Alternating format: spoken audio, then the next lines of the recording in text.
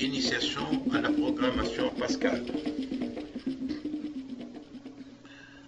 Exercice.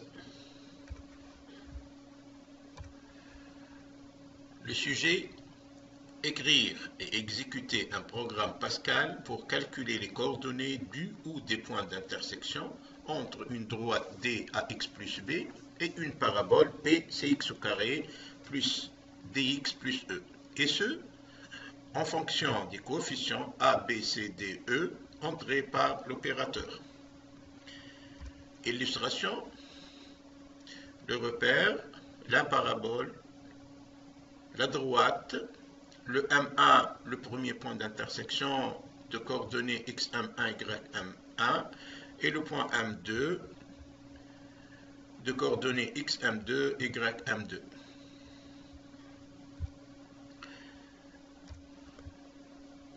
Donnons un nom à notre programme, par exemple intersection droite parabole. Préliminaire. Donc, le projet, ou plutôt notre sujet, c'est de trouver les coordonnées du point ou des points d'intersection entre une droite et une parabole. Dire que deux courbes ont des points en commun, cela veut dire qu'en ces points, les équations de ces courbes sont égales. Aussi, ce qui va nous permettre d'avoir l'égalité suivante. AX plus B égale CX au carré plus DX plus E.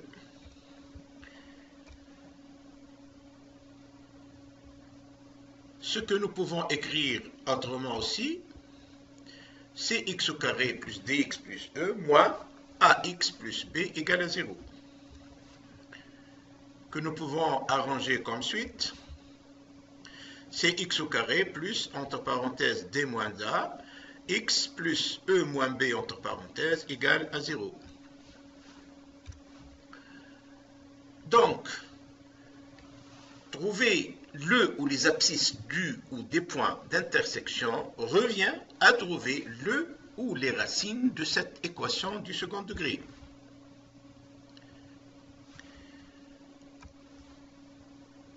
Pour trouver le ou les ordonnées du ou des points d'intersection,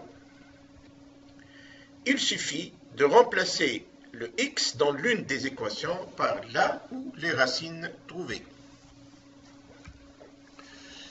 Rappelons brièvement les formules de base pour la résolution des équations du second degré. L'équation ax2 plus bx plus c égale 0, le déterminant delta, la première racine et la deuxième racine. Il va falloir maintenant réécrire ces formules en utilisant nos coefficients. Donc, l'équation devient cx au carré plus d moins a x plus e moins b égale à 0. Le delta, d moins a au carré, moins 4 c e moins b. La première racine, moins, entre parenthèses, d moins a, plus racine de delta sur 2c. La racine 2, deuxième racine plutôt, moins, entre parenthèses, d moins a, moins racine de delta sur 2c.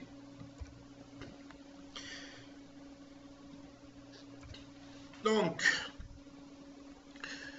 nous identifions 10 variables réelles à déclarer et pas de constante.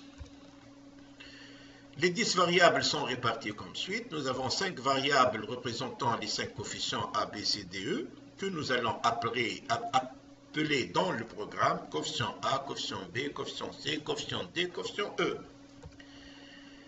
Une variable intermédiaire, c'est-à-dire le déterminant delta, de l'équation YD moins YP, que nous nommons delta. Nous avons deux variables qui sont les abscisses des points d'intersection que nous désignerons dans le programme par solution x1 et solution x2. Enfin, deux variables représentant les deux ordonnées des points d'intersection, y1 et y2, que nous désignerons dans le programme par ordonnée y1 et ordonnée y2. Réparons maintenant les formules pour Pascal. Donc, on va écrire les formules delta et xi, yi en fonction des mots-clés de Free Pascal. L'équation de delta, celle de la solution x1, celle de la solution x2, et comme nous l'avons dit précédemment, en utilisant l'une des équations dans laquelle on remplace x par l'une des valeurs solution x1 ou solution x2, on trouve l'ordonnée du point correspondant.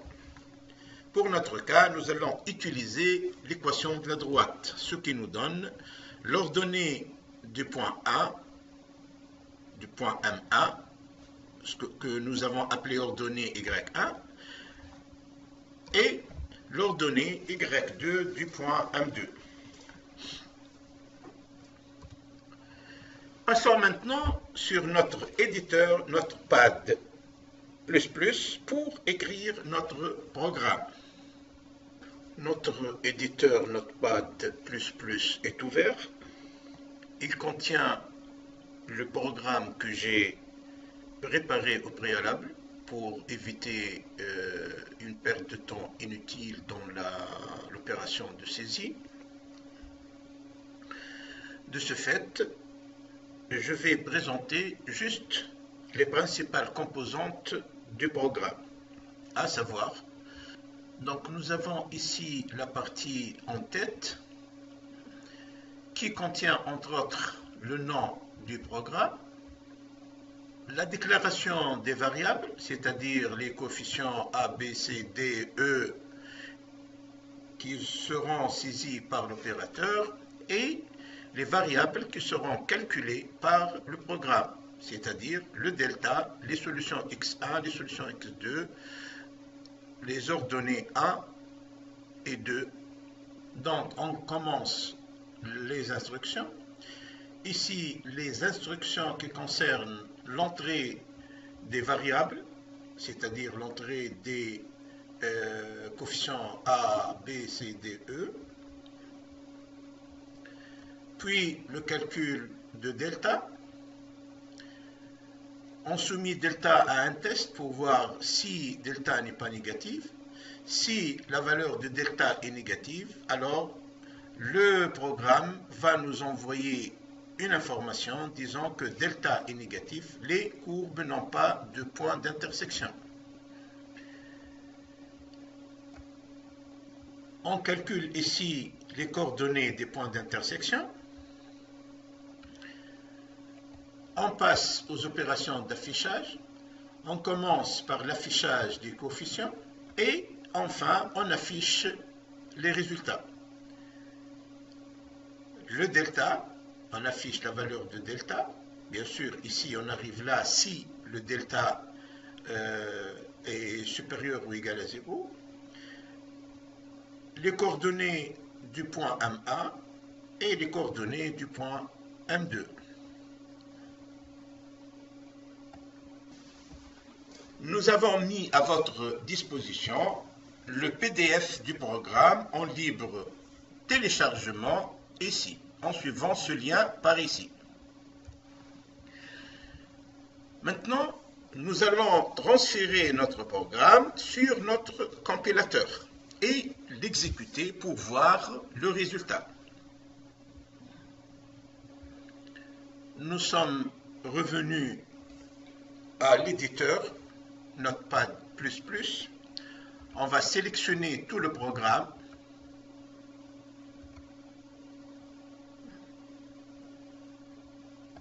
Okay.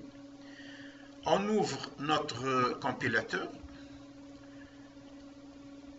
On y introduit le programme, notre programme, Passed from Windows. Donc voilà, nous avons notre programme tel qu'il a été écrit sur l'éditeur. Donc on voit bien toutes les instructions, tout paraît correct. Donc on commence par la compilation. On compile. Il nous demande de donner le nom du programme. Donc on avait dit intersection droite parabole.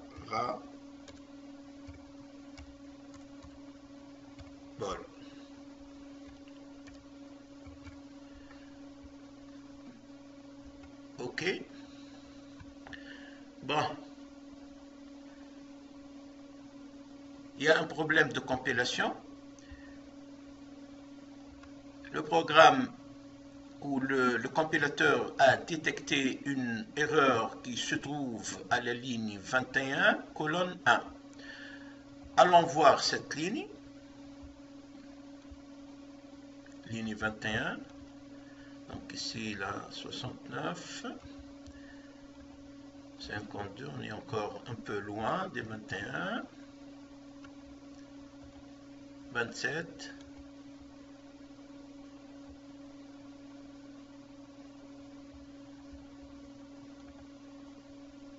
17. 21. Donc ici, il n'y a rien. 22. Donc ici, c'est une information. Donc regardons cette ligne-là.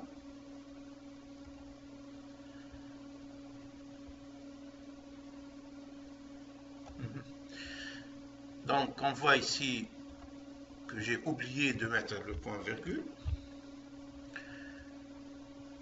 Compilons le programme de nouveau pour voir si c'est ça l'erreur. Compilation. Donc la compilation a été réalisée avec succès. Fermons ce panneau d'information. On va exécuter notre programme. Exécution. Donc il nous demande de saisir les coefficients. On commence par A, disons 1, B, 2, C, 3, 4 et 5. Donc, delta est négatif, donc il nous informe, il nous dit delta est négatif, les courbes n'ont pas de point d'intersection. Un autre essai, disons 2, 3, 1, 2, 1. Le déterminant delta est égal à 8. Les abscisses, les coordonnées du point M1, donc 1,4 et 5,8. Les coordonnées du point M2, moins 1,41 et 1,71. On va faire un autre essai.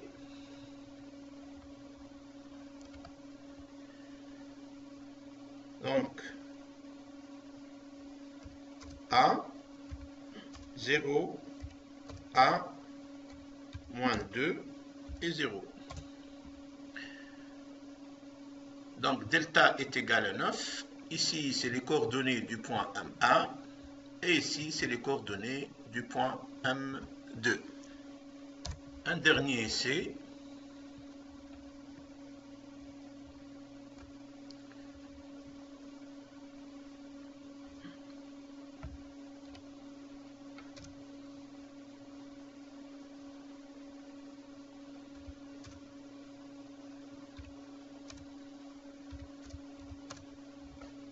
Donc, nous avons un delta nul.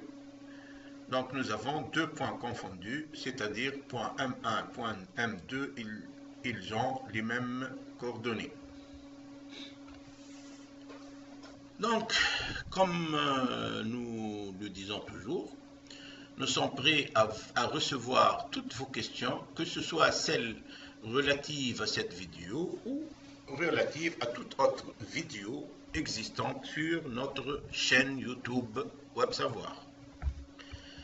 Et vous pouvez faire ça par notre formulaire de contact, par notre adresse email ou encore en vous abonnant à notre chaîne YouTube youtube.com user web savoir.